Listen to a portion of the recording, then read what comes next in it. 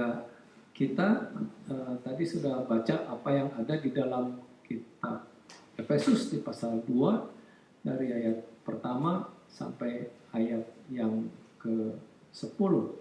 Kalau saudara-saudara lihat itu perikopnya sebelum membaca ayat 1 itu ditulisnya apa? Semuanya adalah kasih karunia, dan kita lihat di ayat 1 sampai 10 ini ada 3 ayat yang memberikan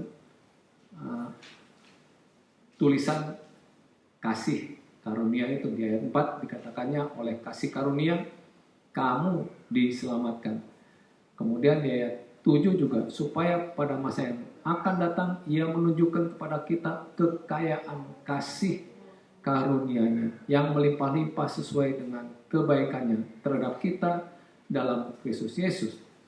Ayat 8-nya juga mengatakan, sebab karena kasih karunia kamu diselamatkan oleh iman. Itu bukan hasil usahamu, tetapi pemberian Allah.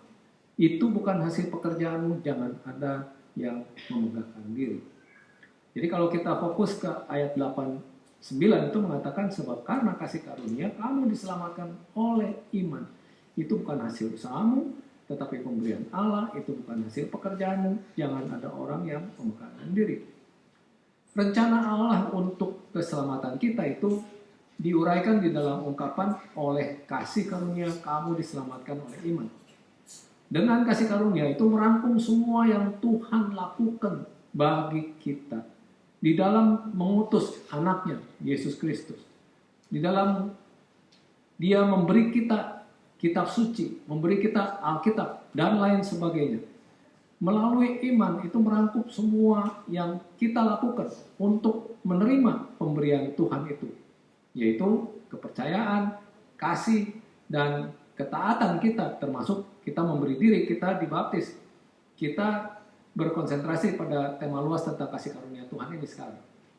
Banyak bagian besar dalam Alkitab itu berfokus pada masalah kasih karunia ini. Seperti yang ada di Efesus 2 ayat 9 yang kita 8-9 yang kita baca tadi.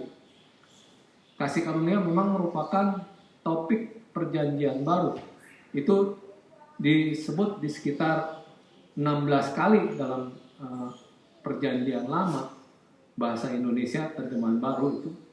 Tetapi lebih sering di dalam perjanjian barunya itu ada dalam bahasa Indonesia itu 122 kali. Kalau dalam bahasa Inggris itu perjanjian lama 38 kali di King James Version itu. Dan sama di dalam bahasa Inggrisnya itu 122 kali kalau saya hitung. Kita seharusnya tidak terkejut dengan meningkatnya penekanan pada kasih karunia itu. Karena Yohanes 1 ayat 17 itu mengatakan, sebab Taurat diberikan melalui Musa, tapi kasih karunia dan kebenaran telah dinyatakan oleh Yesus Kristus. Ada beberapa ayat lagi yang kalau kita bisa lihat itu di Roma 3 ayat 24.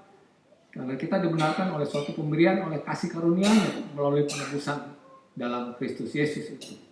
Efesus 1 ayat 7 juga mengatakan di dalam Dia, Yesus itu, kita beroleh penebusan melalui darah-Nya, pengampunan atas kesalahan kita menurut kekayaan kasih karunia-Nya.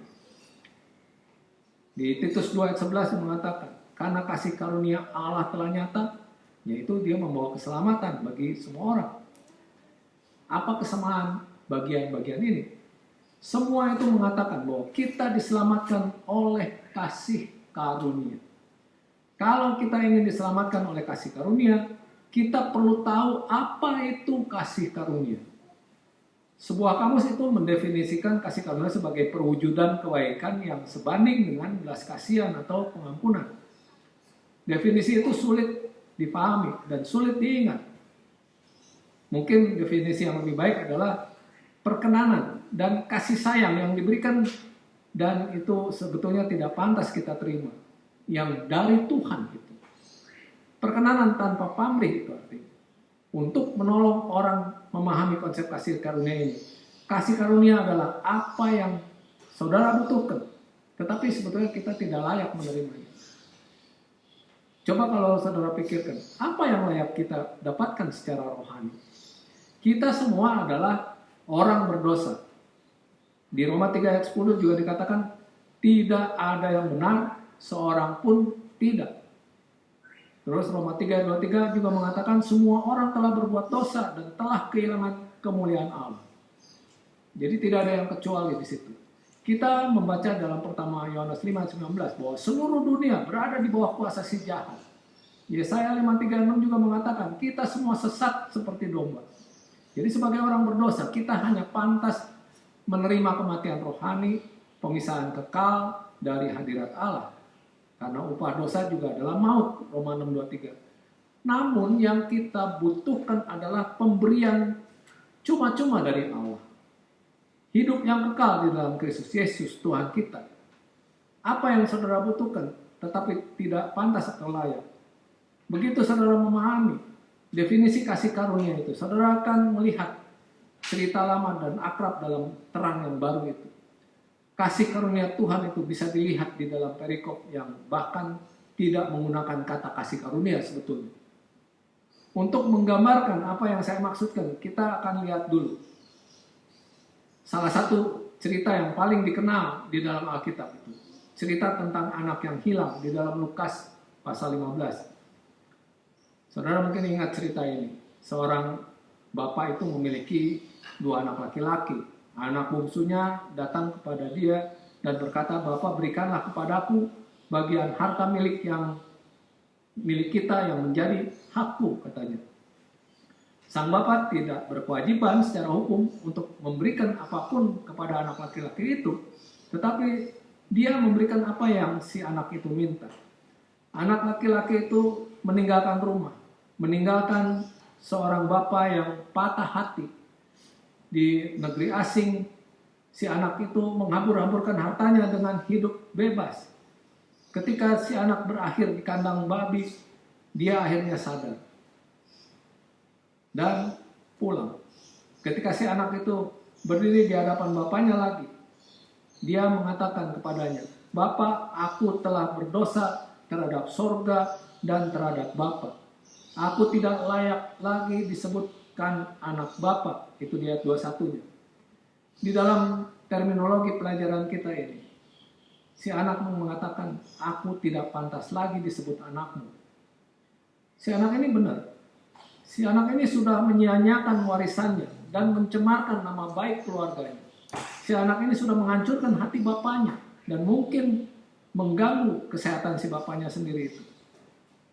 Dia tidak pantas mendapatkan apapun. Bapaknya memiliki hak untuk menjawab, "Itu benar. Kamu tidak layak disebut anakku lagi. Kamu membuat keputusan kamu sendiri dan untuk tidak ada hubungannya dengan saya dan rumah tangga ini. Sekarang hidup dengan itu. Selamat tinggal." Bisa saja dia mengatakan itu. Bahkan dalam suasana hati yang belas kasih, si bapak bisa saja mengatakan, "Apa yang kamu katakan itu benar, tapi saya tidak tahan melihat orang menderita. Pergilah ke tempat pelayan dan laporkan ke kepala pelayan. Dia akan memberi kamu pakaian untuk bekerja dan menunjukkan di mana kamu bisa tidur. Mulai saat ini, setiap kali kamu melihat saya, membungkuklah dan katakan, 'Salam Tuhan.'" Itulah yang pantas diterima anak itu. Tapi di sisi lain, apa yang si anak itu butuhkan? Dia membutuhkan pakaian, karena miliknya itu mungkin sekarang sudah compang-camping. Jadi bapaknya memberikan jubah. Si anak itu membutuhkan sepatu untuk kakinya, karena kakinya telanjang, itu menandakan adanya perbudakan. Jadi si bapaknya memberikan dia sepatu. Si anak itu membutuhkan makanan, karena dia kelaparan. Maka si bapaknya itu menyembelih anak lembu tambun. Si anak membutuhkan kepastian. Jadi ayahnya itu memasangkan cincin di jarinya sebagai tanda kewenangan. Di atas segalanya, si anak itu perlu mendengar kata-kata yang diucapkan bapaknya ini. "Anakku ini telah mati dan menjadi hidup kembali. Dia telah hilang dan didapat kembali." Ini hanyalah satu langkah dari kehidupan anak yang hilang yang ada di dalam kehidupan saudara dan saya. Kita semua memulai hidup di rumah bersama Bapak kita. Karena kita dilahirkan tanpa dosa. Seperti yang diungkap Yeskil 18:20. Orang yang berbuat dosa itu yang harus mati. Anak tidak akan turut menanggung kesalahan ayahnya, dan ayahnya tidak akan turut menanggung kesalahan anaknya. Orang benar akan menerima berkat kebenarannya, dan kefasikan orang fasik akan bertanggung atasnya. Tapi seringkali dengan seiring bertambahnya usia, kita mencapai usia di mana kita bertanggung jawab atas tindakan kita. Kita kemudian berbuat dosa, dan di dalam dosa itu kita meninggalkan Bapa. Yesaya 59:1-2 dikatakan, sesungguhnya tangan Tuhan tidak kurang panjang untuk menyelamatkan, dan pendengarannya tidak kurang tajam untuk mendengar. Tetapi yang merupakan pemisah antara kamu dan Allahmu ialah segala kejahatanmu. Jadi ada berapa orang yang pergi tidak tinggal lama, mereka segera kembali kepada Tuhan. Yang lain tinggal lama sebelum mereka kembali ke rumah Bapa itu. Beberapa masih berada di negeri jauh yang penuh dengan dosa itu. Ketika kita memutuskan untuk pulang, hal yang menakjubkan adalah bahwa Tuhan segera menemui kita. Bahkan ketika si Bapa itu berlari menemui anak yang hilang ini, kita hanya pantas menerima kematian rohani. Tetapi Tuhan mengampuni kita dan mengambil kita itu anak laki-laki dan anak-anak perempuannya. 2 Korintus 6:18 itu mengatakan, dan aku akan menjadi bapamu, dan kamu akan menjadi anak-anakku laki-laki dan anak-anakku perempuan. Demikianlah firman Tuhan yang Maha Kuasa. Itu sebabnya kita bisa berjanji yang tadi, sungguh besar anugerahnya itu. Anugerah yang ajaib itu. Rahmat yang mengagumkan, betapa manis suaranya. Itu menyelamatkan orang celaka seperti aku. Saya pernah tersesat, tapi sekarang ditemukan. Tadinya buta, sekarang aku melihat. Itu sebetulnya dikarang oleh John Newton. Dia menyanyikan lagunya seperti ini sebetulnya. Amazing grace, how sweet the sound that saved a wretch like me. I once was lost, but now am found. Was blind, but now I see. Jadi mari kita beralih ke perumpamaan orang Samaria yang baik hati di dalam Lukas pasal 10 itu. Untuk menghargai cerita ini, kita harus pahami tentang suatu hubungan antara orang Yahudi dan orang Samaria. Sederhananya orang Yahudi membenci orang Samaria. Kebencian ini bersifat timbal balik, dan orang Samaria juga memperlakukan orang Yahudi dengan tidak benar. Tetapi dalam pelajaran ini kita hanya perhatikan satu sisi dari hubungan ini. Kalau seorang Yahudi melihat seorang Samaria turun ke jalan itu, dia akan menyeberang ke seberang. Kalau tidak ada waktu untuk nyebrang, dia akan sandar ke dinding dan melipat pakaiannya di sekelilingnya. Ketika orang Samaria itu bahkan bersama dia akan meludah ke arahnya. Kalau orang Samaria itu secara tidak sengaja menyentuhnya, dia akan melompat mundur dan membersihkan debu Samaria dari pakaiannya. Kalau seorang perempuan Samaria mengalami kesulitan melahirkan, seorang laki-laki atau perempuan Yahudi tidak akan menolong. Orang Yahudi berharap bahwa si ibu dan bayinya itu akan mati, meninggalkan dua orang Samaria lebih sedikit untuk mengganggu bumi menurut mereka. Ingat, hubungan antara orang Yahudi dan orang Samaria itu saat kita meninjau cerita ini. Seseorang turun dari Yerusalem ke Yeriko di ayat 30. Pendengar Yesus akan mengerti bahwa laki-laki itu adalah orang Yahudi. Orang itu jatuh di antara perampok. Lalu mereka menelanjanginya dan memukulnya. Lalu pergi meninggalkan dia setengah mati.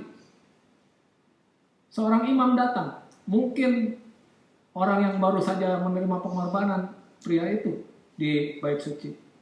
Tetapi ketika dia melihatnya, dia lewat di seberang, di ayat 31. Kemudian seorang Lewi lewat. Orang Lewi adalah pembantu para imam. Dan dia juga melewati seberang itu.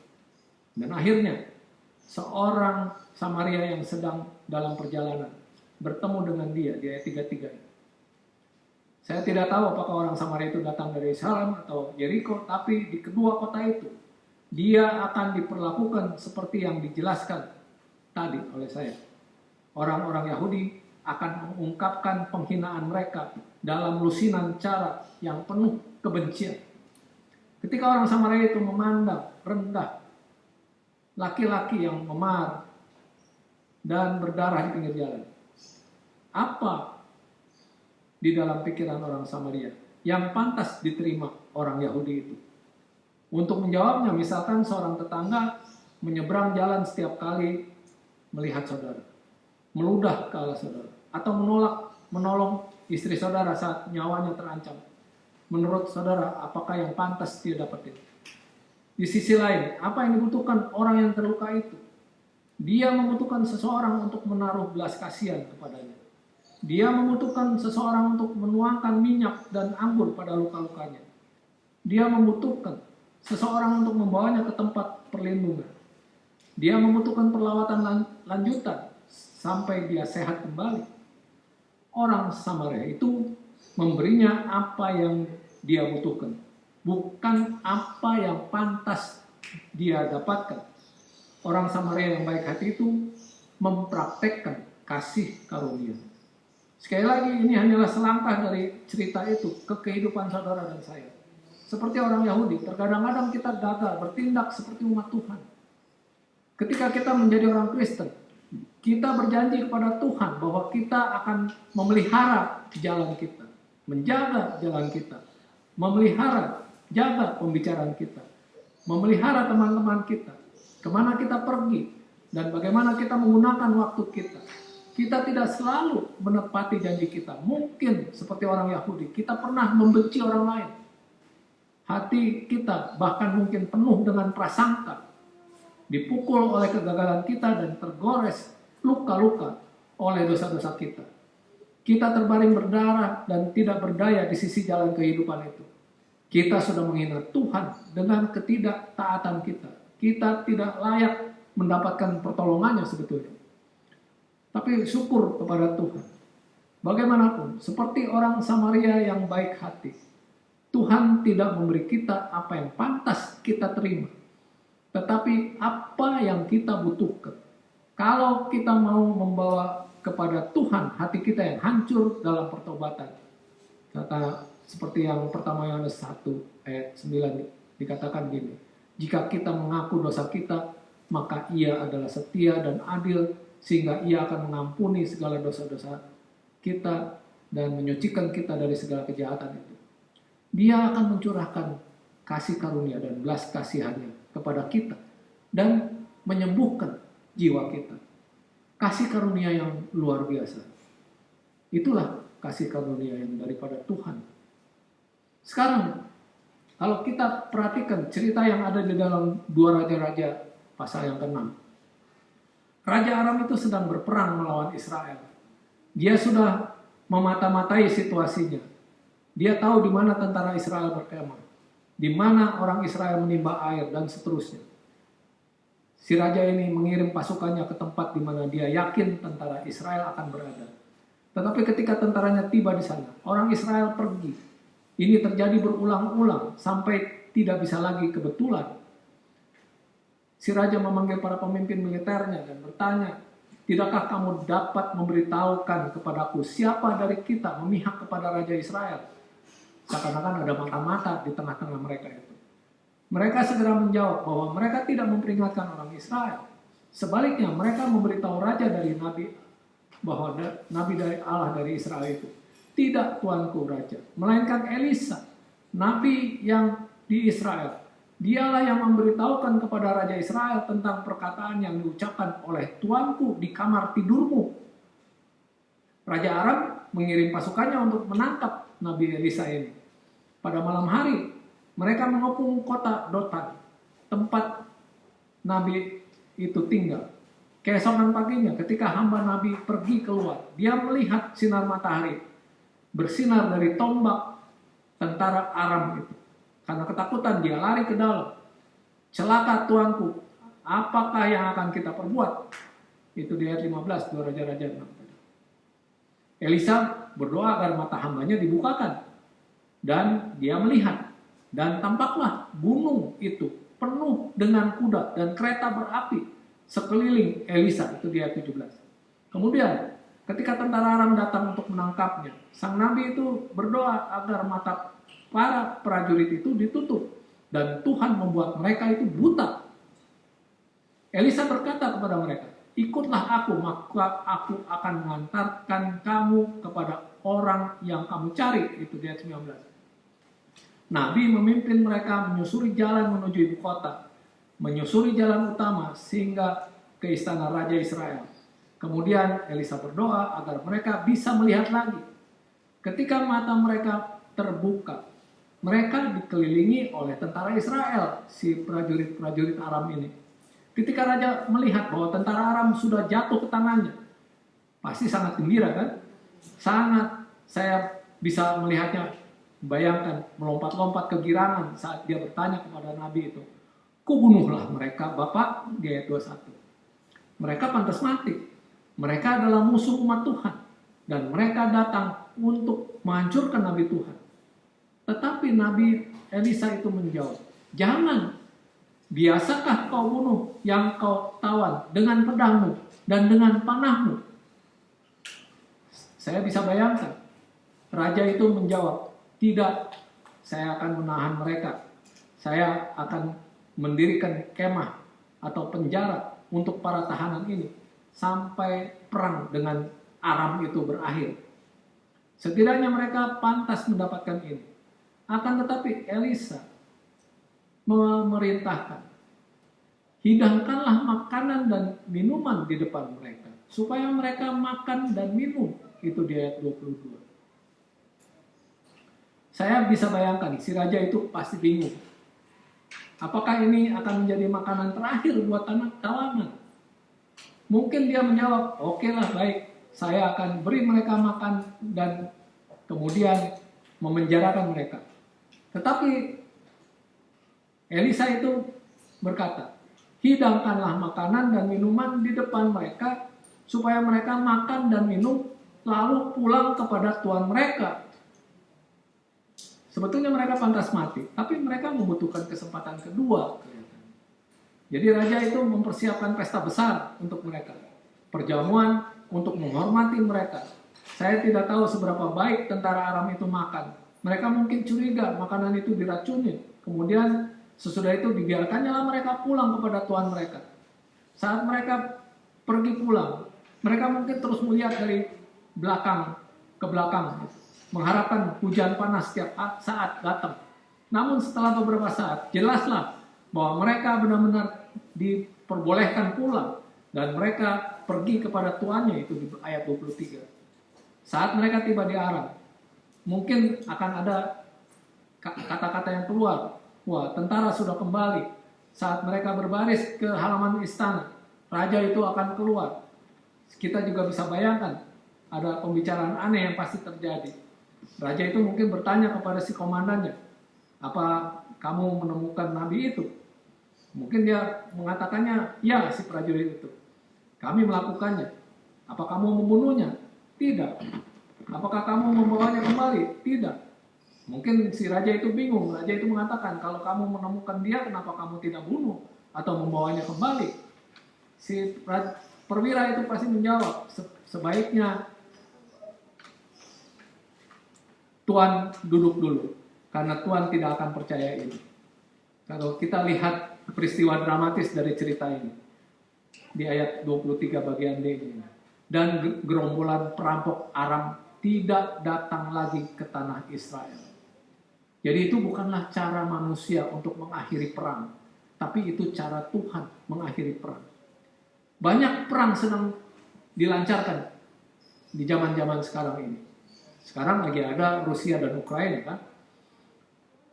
Tidak, saya tidak mengacu pada bentrokan antar negara yang menjadi berita utama surat kabar itu. Saya mengacu pada perang yang ada mungkin di rumah kita, di keluarga kita, atau di komunitas kita, atau di dalam jemaat kita. Banyak dari perang ini bisa diselesaikan kalau kita hanya belajar mempraktekkan kasih karunia itu. Bukankah benar bahwa kita cenderung memberi orang apa yang menurut kita pantas mereka dapatkan? Seseorang menyakiti perasaan kita dan kita pikir kita harus sakiti mereka sebagai balasannya. Seseorang menganiaya kita dan kita pikir kita berhak menganiaya mereka. Apa yang akan terjadi kalau kita tidak memberi orang apa yang pantas mereka dapatkan, tetapi apa yang mereka butuhkan? Pertimbangkan ini. Umumnya mereka yang paling membutuhkan kasih adalah mereka yang nampaknya paling tidak pantas untuk mendapatkannya. Kalau seperti Nabi Elisa itu, kita memberi orang apa yang mereka butuhkan daripada apa yang pantas mereka terima. Betapa besarnya perbedaan yang bisa terjadi di dalam hubungan kita dengan semua orang, dengan sesama saudara seiman, dengan sesama yang ada di dalam keluarga. Kita sudah catat 2 perumpamaan yang oleh Yesus menunjukkan bagaimana kasih karunia bisa dan harus diungkapkan. Kita harus menyadari bahwa Yesus tidak hanya mengajarkan tentang kasih karunia, tapi dia juga mengamalkannya. Misalnya dalam Yohanes 8, kita membaca tentang seorang perempuan yang dibawa kepada Yesus sesudah dia dibawa kepadanya setelah adanya perzinahan itu. Apa yang pantas dia dapatkan? Menurut hukum Musa, dia seharusnya dilempari batu sampai mati. Tapi sebaliknya, apa yang dia butuhkan? Dia perlu mendengar Yesus itu mengatakan, aku pun tidak menghukum engkau. Pergilah dan jangan berbuat dosa lagi. Mulai dari sekarang ini. Di kesempatan lain, kalau kita baca juga Lukas 19, Yesus sedang melewati Yeriko. Masa itu memadati perjalanan. Dia adalah orang yang terkenal dan pasti memiliki puluhan undangan makan di rumah-rumah warga yang paling bergengsi. Akan tetapi ada satu orang di Yeriko yang tampaknya kurang pantas menerima Yesus daripada orang lain. Tapi paling membutuhkan Yesus. Seorang laki-laki pendek bernama Zakius yang memanjat pohon untuk melihat Yesus ketika dia lewat. Ketika Yesus pulang bersama Zakius, mereka mungkin bisa mendengar orang banyak bergumam. Tapi Zakius ini adalah orang pendosa terbesar di kota itu. Zakius membutuhkan kesempatan untuk membuat hidupnya benar di hadapan Tuhan. Makanya di ayat 8 dikatakan, tetapi Zakius berdiri dan berkata kepada Tuhan, Tuhan, setengah dari milikku akan kuberikan kepada orang miskin, dan sekiranya ada sesuatu yang kuperas dari seseorang, akan kukembalikan 4 kali lipat. Zakius perlu mendengar Yesus itu mengatakan, hari ini telah terjadi keselamatan kepada rumah ini, karena orang ini pun anak Abraham. Sebab anak manusia datang untuk mencari dan menyelamatkan yang hilang. Pernyataan kasih karunia terbesar datang pada akhir pelayanan pribadi Yesus itu sendiri. Yesus dipukuli, Yesus dipaku di kayu salib, Yesus diolok-olok. Apa yang pantas diterima oleh mereka yang sudah menganiaya Yesus itu? Mereka layak mendapat sebaran petir dari surga. Mereka pantas dimusnahkan, tapi apa yang mereka butuhkan? Mereka membutuhkan doa Yesus. Ya Bapa, ampunilah mereka sebab mereka tidak tahu apa yang mereka perbuat. Itu Lukas 23:34. Doa Yesus dijawab 50 hari kemudian pada hari Pentakosta. Petrus berdiri, mengacungkan jarinya kepada orang-orang Yahudi dan berkata, jadi seluruh kaum Israel harus tahu dengan pasti bahwa Allah telah membuat Yesus yang kamu salibkan itu menjadi Tuhan dan Kristus. Di ayat 36. Ketika mereka mendengar hal itu, hati mereka sangat terharu. Lalu mereka bertanya kepada Petrus dan rasul-rasul yang lain, apakah yang harus kami perbuat, saudara-saudara? Apa yang pantas mereka dapatkan? Mereka pantas mendapat balasan seperti ini. Tidak ada yang kamu bisa lakukan. Kalian membunuh anak Allah. Sekarang kalian harus menjalani sisa hidup kalian dengan rasa bersalah itu. Tapi apa yang dibutuhkan orang-orang ini? Mereka membutuhkan Petrus untuk mengatakan, bertobatlah dan hendaklah kamu masing-masing memberi dirimu dibaptis dalam nama Yesus Kristus untuk pengampunan dosamu, yaitu termasuk dosa membunuh Mesias itu. Maka kamu akan menerima Roh Kudus. Ketika mereka mendengar kata-kata itu, 3.000 orang dibaptis pada hari itu juga dan diselamatkan oleh kasih karunia Allah. Bukan karena mereka layak menerimanya, tapi karena mereka membutuhkan. Karena begitu besar kasih Allah akan dunia ini, sehingga ia telah mengaruniakan anaknya yang tunggal, supaya setiap orang yang percaya kepadanya tidak binasa, melainkan beroleh hidup yang kekal. Anugerah, kasih karunia adalah apa yang kita butuhkan, tetapi tidak pantas. Jangan pernah lupakan itu. Kalau kita bisa hidup 10.000 tahun, kita tidak akan pernah layak mendapatkan keselamatan. Kalau kita melakukan perbuatan baik setiap detik, setiap hari, selama 10.000 tahun itu, kita tidak akan pernah layak mendapatkan momen di surga itu. Namun, kita diselamatkan oleh kasih karunia Allah. Kalau mau percaya kepada Yesus dan menyerahkan kehendak kita kepadanya, bukan karena kita pantas mendapatkannya, tetapi karena kita membutuhkannya. Yohanes 1 ayat 12 katakan, tetapi semua orang yang menerimanya diberinya kuasa supaya menjadi anak-anak Allah, yaitu mereka yang percaya dalam namanya, dengan memberi diri dibaptis ke dalam Kristus. Kita semua menjadi anak-anak Allah itu. Di Galatia 3, 26, 27. Sebab kamu semua adalah anak-anak Allah karena iman di dalam Yesus Kristus. Karena kamu semua yang dibaptis dalam Kristus telah mengenakan Kristus. Kita berada di dalam Dia. Barang siapa mengatakan ia ada di dalam Dia, ia wajib hidup sama seperti Kristus telah hidup. Karena dari kepenuhannya kita semua telah menerima kasih karunia demi kasih karunia. Jadi hendaklah kamu dalam hidupmu bersama menaruh pikiran dan perasaan yang terdapat juga dalam Kristus Yesus. Seperti yang Rasul Paulus katakan itu, Galatia 2:20. Namun aku hidup, tetapi bukan lagi aku sendiri yang hidup, melainkan Kristus yang hidup di dalam aku. Dan hidupku yang kuhidupi sekarang di dalam daging adalah hidup oleh iman dalam anak Allah yang telah mengasihi aku dan menyerahkan dirinya untuk aku. Jadi kasih karunia menyertai semua orang yang mengasihi Tuhan kita, Yesus Kristus, dengan kasih yang tidak binasa. Marilah kita melayani seorang akan yang lain, sesuai dengan kasih karunia yang telah diperoleh tiap-tiap orang sebagai pengurus yang baik dari kasih karunia Allah. Seperti Petrus katakan, pertama Petrus 5:10. Dan Allah sumber segala kasih karunia yang telah memanggil kamu dalam Kristus kepada kemuliaannya yang kekal, akan melengkapi, meneguhkan, menguatkan, dan mengokohkan kamu. Keselamatan tidak ada di dalam siapapun juga selain di dalam Dia, sebab di bawah kolong langit ini tidak ada nama lain yang diberikan kepada manusia yang olehnya kita dapat diselamatkan. Dialah Kristus yang hanya satu kali saja mengorbankan dirinya untuk menanggung dosa banyak orang. Sesudah itu ia akan menyatakan dirinya sekali lagi tanpa menanggung dosa untuk menganugerahkan keselamatan kepada mereka yang menantikan Dia. Kita mengingat pengorbanannya, kita mengingat penebusannya, kita mengingat kasihnya itu melalui perjamuan Tuhan yang akan kita laksanakan sekarang ini.